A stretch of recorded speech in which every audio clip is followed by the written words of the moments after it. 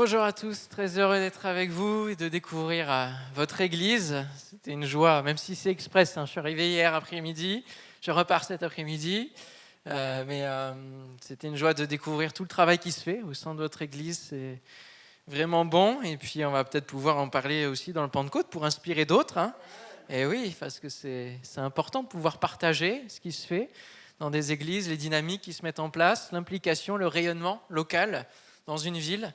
C'est vraiment important qu'on ne soit pas entre nos quatre murs, mais qu'on puisse vraiment partager autour de nous cette lumière qui est dans nos cœurs. Alléluia. Voilà, oui, on est sur Antony, le sud de Paris. J'insiste sur le sud. Voilà. Un petit peu, voilà, un petit peu de. Il fait un peu plus chaud dans le sud de Paris que dans le nord, mais voilà, j'ai atterri à Paris. Moi, je suis normand d'origine, et à Paris, c'était pas forcément la ville dans laquelle je voulais forcément avoir mon ministère, mais bon, le Seigneur sait, et puis il nous apprend à nous habituer à aimer les gens, à aimer la ville. Et puis donc, on a eu à cœur cette implantation depuis janvier 2020, juste avant le Covid. Et de pouvoir développer avec la grâce de Dieu, c'est là qu'on se rend compte que c'est lui qui bâtit. C'est lui qui amène les âmes, c'est lui qui fait l'œuvre. Nous, on doit juste se tenir en lui, prier et puis faire notre possible, notre part, et c'est lui qui fait le reste. Et c'est vraiment beau de voir combien Dieu bâtit son église, pierre après pierre. Donc on est un groupe de maisons et on attend de voir la suite. Ce que le Seigneur a prévu, mais on a vraiment besoin de répondre au problème de la solitude. C'est vraiment un souci qui a une ampleur nationale, c'est un souci français, et particulièrement sur Paris, où on est les uns sur les autres, mais on ne se parle pas, on ne se connaît pas, même entre voisins, et on a besoin d'apporter du lien, de la chaleur, et c'est ce qu'on veut faire au travers de ce qu'on a reçu, au travers de ce réseau de groupes de maisons, le réseau Oasis. Voilà. Donc merci de prier pour nous, autant qu'on priera pour vous et pour l'œuvre à Fréjus, pour tout ce qui peut se faire et qui se fera encore dans les temps à venir. Alléluia. C'est vraiment un échange de cœur que de pouvoir être présent avec vous. Voilà, sans plus tarder, on va rentrer dans le message.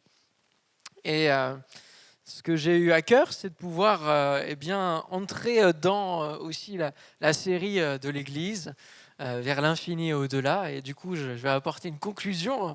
Je ne savais pas que j'avais cet honneur-là, que c'était la fin. Mais en tout cas, le titre, c'est « Vivre l'infini et au-delà aujourd'hui ».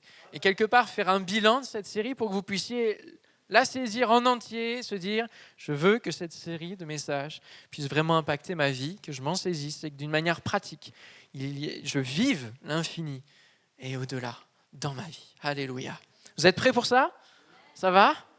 Alors, on est en décembre, alors c'est un peu l'heure des bilans. Et je vais vous poser au cours du message des questions qui vont vous faire réfléchir aussi sur votre vie, sur les temps, le temps, les mois qui filent, les semaines qui filent, parce qu'on se rend compte qu'on projette certaines choses et parfois on n'arrive pas à nos objectifs. On arrive à procrastiner, on repousse l'échéance. Et on a l'impression, avec cette dimension de l'infini, et quelque part aussi de l'éternité, qu'on a l'éternité, l'infini, et pour bâtir notre relation avec Dieu, pour faire les choses que Dieu attend de nous. Et on repousse l'échéance alors que ce n'est pas dans l'éternité qu'on fera ça. C'est maintenant. C'est aujourd'hui qu'il faut qu'on s'occupe de notre relation avec Dieu et de bâtir finalement notre demeure céleste. Voilà. Avec quoi on va se retrouver dans l'éternité ? C'est une bonne question. Est-ce que c'est une maison ou c'est juste un siège ? C'est quoi ? Qu'est-ce qu'on bâtit spirituellement de solide dans nos vies ? Une maison céleste, une demeure. Jésus est parti nous préparer le terrain, la place, mais c'est à nous aussi d'y apporter les pierres au travers de ce que l'on fait dans notre vie, de ce qu'on met en place d'une manière pratique. Alors, on sait ce que l'on devrait faire, ce que nous aimerions faire, même pour avoir une relation avec Dieu qui soit plus intense, plus productive, qui donne du fruit, une vie chrétienne qui vit l'infiniment au-delà, mais parfois on n'y arrive pas. La base, c'est quoi ? C'est avoir une relation avec Dieu au quotidien. Pourquoi c'est important ça ? Pourquoi les pasteurs rabâchent sans cesse et reviennent dessus en disant il faut que vous ayez du temps pour méditer la parole de Dieu, pas seulement la lire, mais la méditer, c'est-à-dire la digérer, prendre le temps de laisser Dieu nous parler dans notre moment seul à seul et dire Seigneur, maintenant que je viens de lire ta parole, qu'est-ce que tu veux dire à mon âme, à mon cœur ? Hein, on oublie souvent cette partie de silence. C'est Yonggi Cho qui l'appelle la prière méditative, où finalement on écoute juste Dieu parler à notre cœur. Ça, c'est important. Et ça demande de prendre du temps, de bousculer l'agenda. Et c'est un problème pour tous les chrétiens, y compris les pasteurs, rassurez-vous. Moi, j'ai un agenda bien rempli, j'ai l'implantation d'église, mais j'ai aussi 2 boulots en même temps, puisque l'implantation d'église, ça ne paye pas. Voilà. Et donc, il faut travailler à côté. J'ai une micro-entreprise de vêtements qui font réfléchir, qui interpellent voilà, autour de nous pour ouvrir la discussion de l'Évangile. J'ai une famille dont il faut que je prenne soin. Bref, qu'est-ce que j'ai marqué encore ? J'ai des implications bénévoles à droite à gauche et l'agenda, mais voilà, il est aussi rempli que ce que peut être le vôtre. Et c'est pas facile de trouver du temps pour être avec Dieu, alors que c'est la base. Surtout pour quelqu'un qui doit prêcher, qui doit apporter du contenu. Comment apporter du contenu si on a des temps, si on n'a pas de temps et qu'on est vide ? C'est impossible pour être renouvelé. Donc c'est important. Et finalement, parfois on peut se dire oui, mais le pasteur il met beaucoup la pression et finalement j'arrive pas à avoir ces temps-là parce que j'ai l'impression de le faire par devoir et je ressens rien dans mon temps. C'est vrai, parfois ça peut arriver où on lit la parole et puis on est obligé de la relire une 2e fois parce qu'on a lu mais on a pensé à tellement de choses en même temps qu'on n'a rien suivi et on est obligé de revenir, de repasser. Donc on a besoin d'une méthodologie dans notre relation. De dire Seigneur, je commence d'abord à prier, à dire Seigneur que libère mes pensées, tout cela, que je sois libre de t'écouter aussi et que mes pensées soient plus accaparées par tout ce que j'ai à faire. Dès le matin, les pensées, ça arrive. Alors, la pression, elle vient des pasteurs, mais elle vient surtout de notre Maître Jésus. Quand on lit les évangiles, on se rend compte que Jésus priait, prenait du temps avec son Père de nombreuses fois, si ce n'est tous les jours, ou toutes les nuits même. Quand il lui renvoyait la foule, il monta sur la montagne pour prier à l'écart. Et comme le soir était venu, il était là, seul, vis-à-vis de son Père. Tout le peuple se faisant baptiser, Jésus fut aussi baptisé. Et pendant qu'il priait, voilà, il se fait baptiser, mais il prie aussi, le ciel va s'ouvrir. En ce temps-là, Jésus se rendit sur la montagne pour prier. Il passa toute la nuit à prier. C'est un défi, ça. Qui est prêt à passer une nuit en prière ? C'est un défi. Jésus pria un jour en un certain lieu. Lorsqu'il eut achevé, un de ses disciples lui dit « Seigneur, enseigne-nous à prier, comme Jean l'a enseigné à ses disciples. » Il y a un exemple qui est là et qui nous pousse à considérer que si le Fils de Dieu avait besoin de ces temps avec son Père, nous aussi, encore plus, on a besoin de cette relation, de ce contact avec Dieu. Et puis, il avait un objectif, c'est qu'il avait une mission. Il est venu sur Terre, 33 ans et demi, et il a eu tout ce temps un objectif. Il dira à ses parents, « Pourquoi m'avez-vous cherché ? Ne saviez-vous pas que je dois m'occuper des affaires de mon Père ?» C'était l'objectif de sa vie, faire la volonté de son Père, de ce pourquoi il était envoyé. Il avait une mission, le salut du monde. Il aurait pu échouer de nombreuses manières, mais il a été jusqu'au bout. Il faut que je fasse, tandis qu'il est jour, les œuvres de celui qui m'a envoyé. La nuit vient où personne ne peut travailler. Et donc ça nous fait poser question à nous aussi, quel est l'objectif, quelle est la mission que nous avons sur Terre ? Nous avons une mission collective en tant qu'Église, annoncer le message du salut, briller, être sel et lumière. Mais quelle est la mission que Dieu t'a confiée à toi personnellement, au travers des talents qu'il a déposés dans ta vie, des capacités, même des passions que tu peux avoir et qui peuvent servir peut-être à la cause de l'Évangile. Quelle est la mission que Dieu t'a donnée ? Et qu'en fais-tu ? Qu'en faisons-nous les uns et les autres ? Quelle est la priorité de notre vie ? quel bilan ou quel résumé voulons-nous que les gens disent de nous lorsque nous ne serons plus? Lorsque soit Jésus reviendra, soit lorsque la mort nous reprendra, quel est le résumé de notre vie? Qu'est-ce qu'on veut que les gens retiennent? Importante question auxquelles le Seigneur veut nous faire réfléchir ce matin. L'Esprit nous parle. Cette relation avec Dieu, c'est une base pour entrer dans l'infiniment au-delà. Si vous souhaitez vivre au-delà de ce que vous pouvez penser, imaginer, il faut d'abord cette base de la relation avec Dieu. C'est impossible sans cette base de construction pour que Dieu puisse bâtir dans nos vies. Lorsque Paul évoque cette dimension de l'infiniment plus, au-delà, le chapitre en entier, il va parler d'un secret qui lui a été révélé sur le mystère de Christ et le mystère du salut des non-juifs.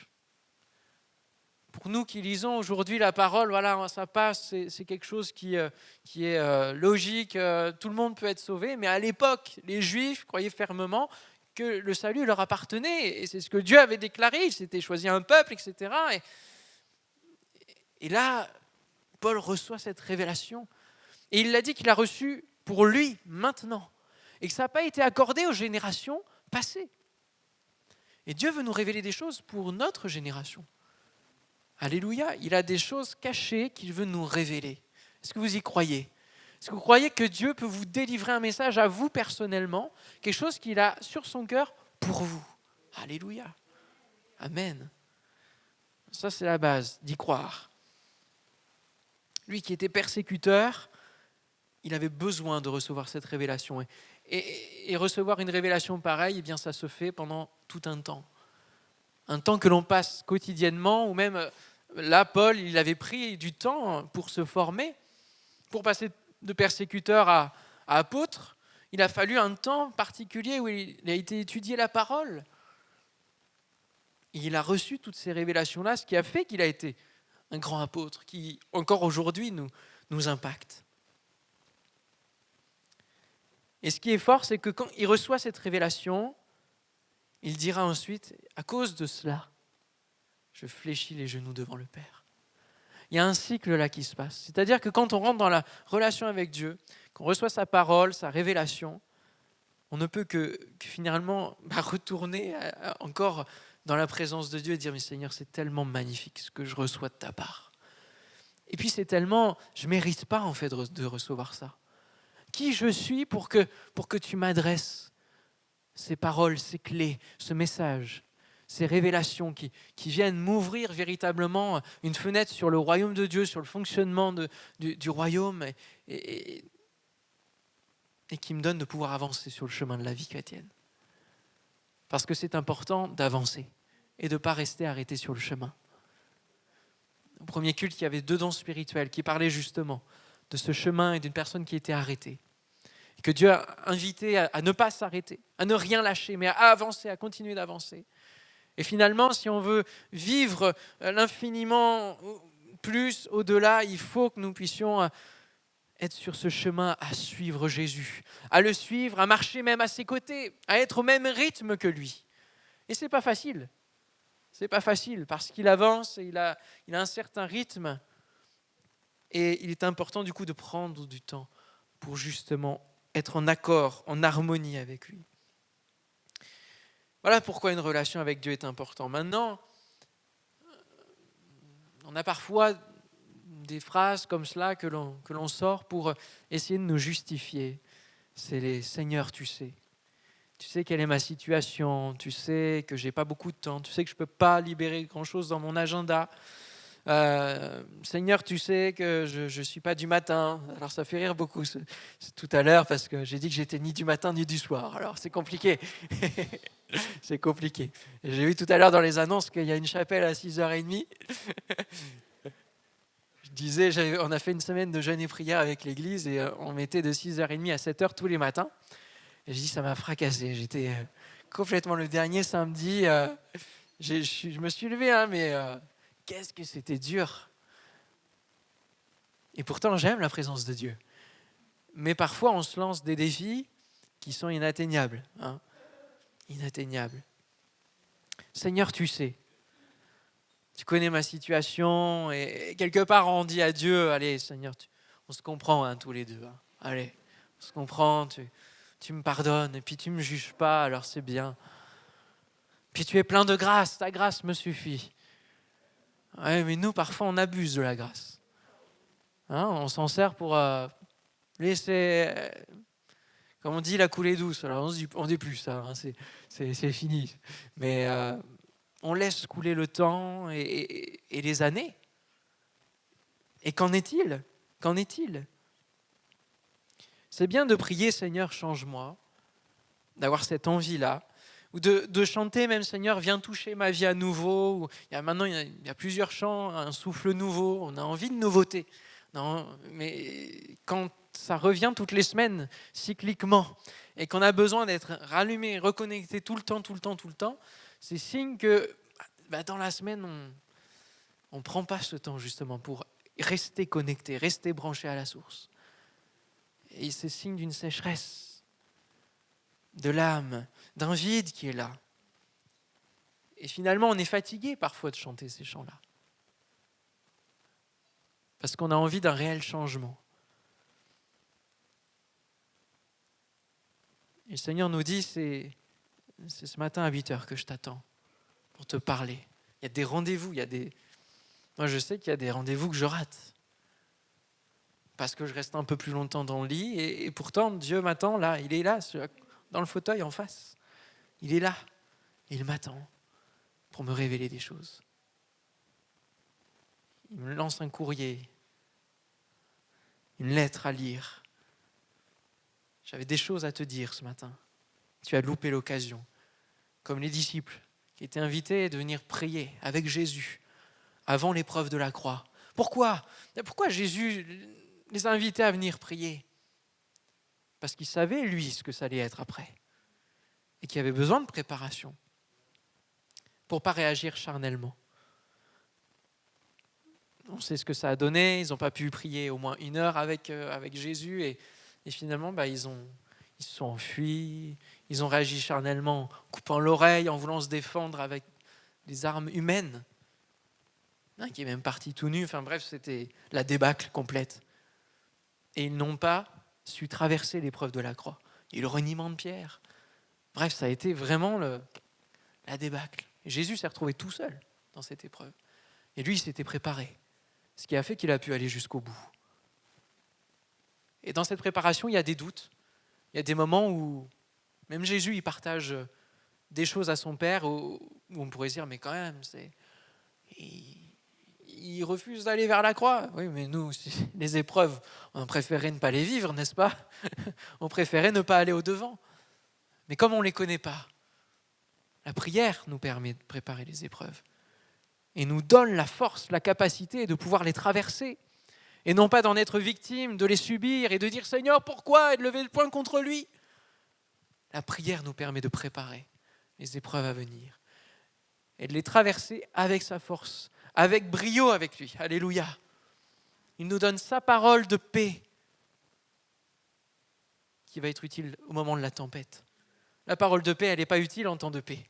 Elle est utile en temps de guerre, de tempête, de combat. Ma mère a été atteinte d'un cancer du côlon. Et quand le médecin a annoncé le diagnostic, ma mère est restée tranquille. En fait, quelques semaines avant, elle a reçu une parole, cette maladie n'est pas à la mort. Elle a senti que ça l'a percutée. Elle ne savait pas pourquoi. Et en fait, cette parole a été une parole de paix quand le diagnostic est arrivé. Au point que le médecin lui a dit, mais est-ce que vous avez bien compris ce que je vous ai annoncé là ? Parce qu'il se disait, mais elle est trop calme, elle ne s'effondre pas, elle ne... Non, elle savait, et elle a traversé. Aujourd'hui, ça fait 5 ans, là, tous les contrôles ont été faits, elle est remise de cela. Ça n'a pas empêché que l'opération soit faite, que la chimio soit faite. Elle a eu cette parole.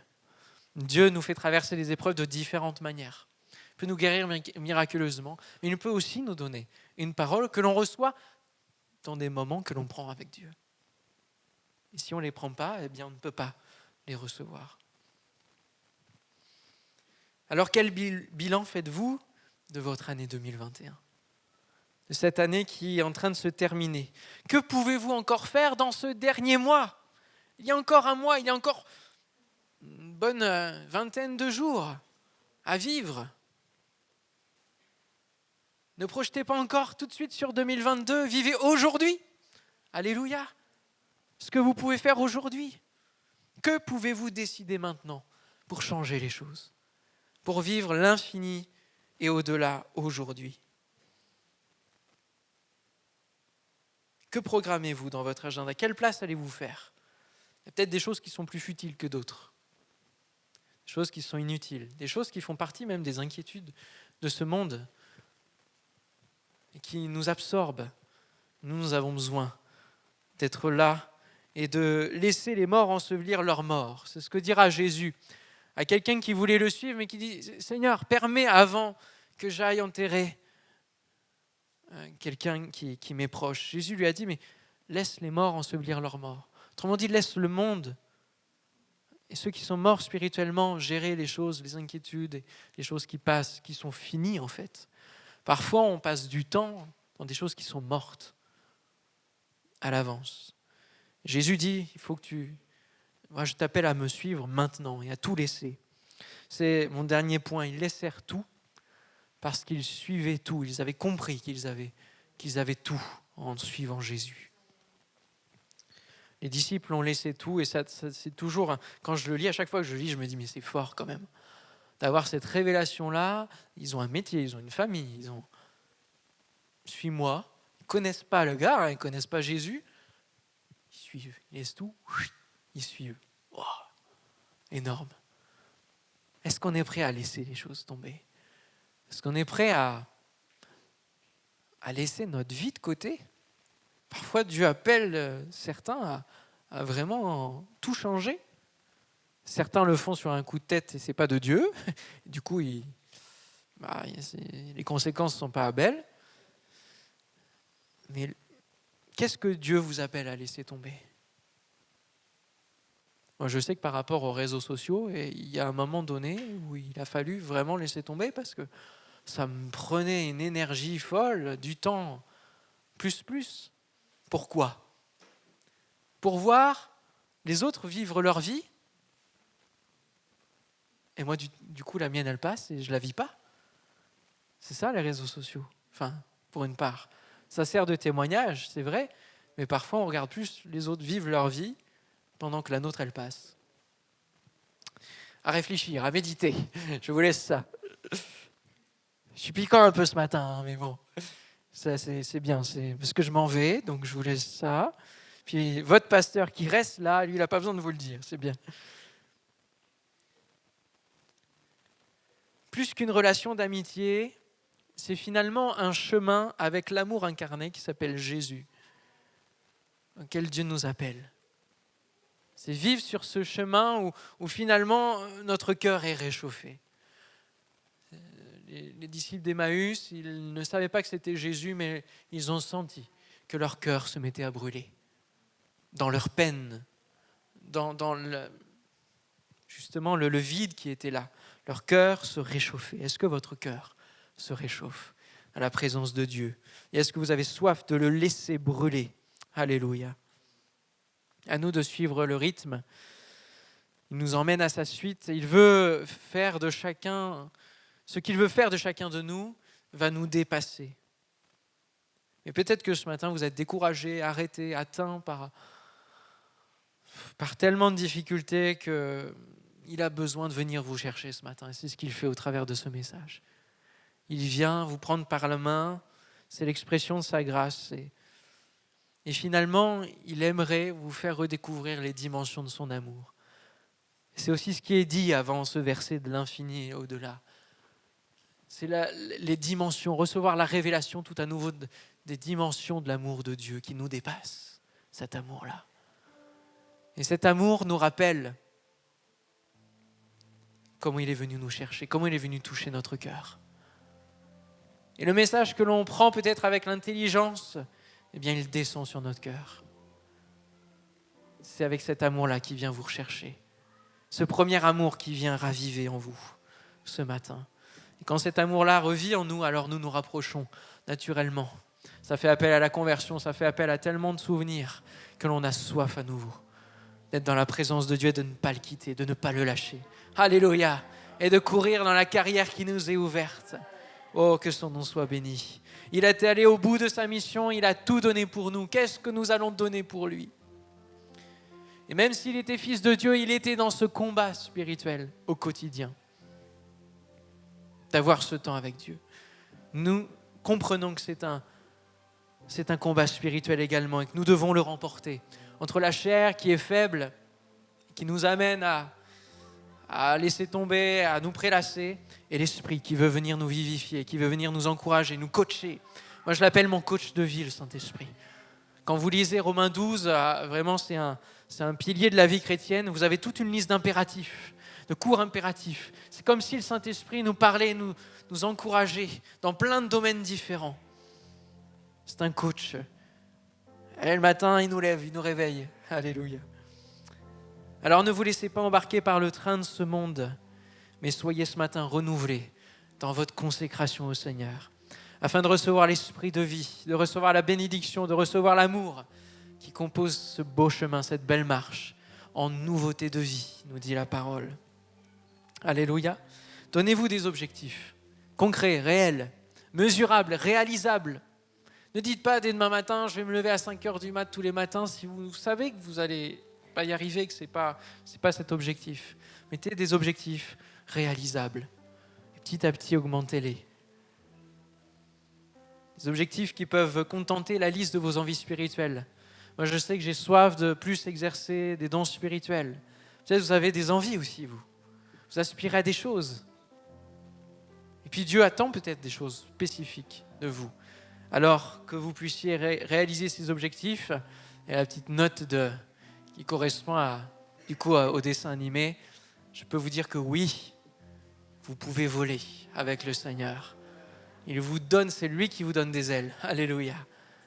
C'est lui qui peut vous donner de réaliser les objectifs. C'est possible, c'est réalisable. Alléluia. On ferme nos yeux et on laisse le Seigneur parler à nos cœurs de manière spécifique, de manière personnelle. Je prie maintenant que le Seigneur mette le doigt par son Esprit Saint sur des choses que vous devez peut-être mettre en place de manière concrète, pratique, dans votre vie. Que ce soit en termes d'agenda, mais que ce soit en termes peut-être de choix, de choses qui vous font perdre du temps inutilement. Que ce soit simplement un engagement tout à nouveau, à dire Seigneur, je veux me consacrer, je veux m'engager, Seigneur, à revenir vers toi. Je sais que j'ai besoin de toi, je suis sec, vide. Et Seigneur, je ne veux pas me reconnecter une fois de plus, je veux juste me connecter à la source et que cette source coule en moi et jaillisse de moi pour que je puisse bénir les autres, que ma vie produise du fruit en abondance, du fruit spirituel, quelque chose qui impacte, qui a un poids éternel de gloire. Alléluia. Dans le nom de Jésus. Seigneur, viens nous donner de vivre la vie que tu as prévue pour nous. Au nom de Jésus. Peut-être que certains ont besoin véritablement de ce geste symbolique, de s'engager en levant leurs mains. Faites-le dès maintenant, devant le Seigneur. C'est devant lui que vous le faites. Disant, Seigneur, je lève ma main comme signe d'engagement envers toi, de besoin aussi d'accompagner de la prière. Je veux prier pour vous maintenant.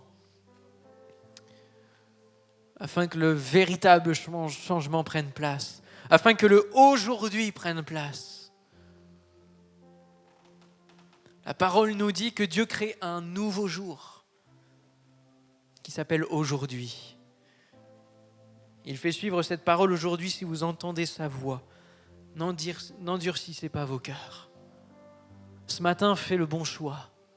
Sur ce chemin avec Jésus où il t'appelle, n'endurcis pas ton cœur, je t'en supplie. Ne laisse pas ton cœur devenir comme une pierre.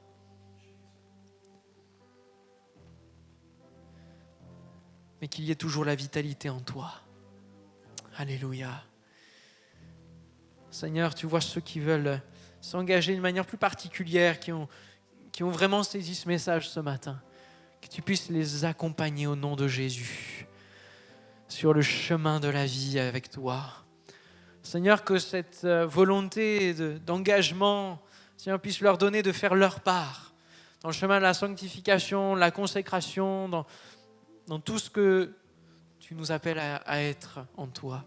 Au nom de Jésus, je te prie que tu puisses maintenant libérer du ciel sur la terre tout ce que tu as prévu pour leur vie, tout l'équipement spirituel nécessaire au nom de Jésus. Que ton esprit, Seigneur mon Dieu, les saisisse maintenant. Que tu leur donnes l'équipement spirituel, alléluia, qui va leur donner de vivre leur piété. Tu nous as donné tout ce qui contribue à la piété. Maintenant, au nom de Jésus, qu'il n'y ait aucun obstacle entre le ciel et la terre, mais que ta volonté puisse s'accomplir au nom de Jésus. Alléluia.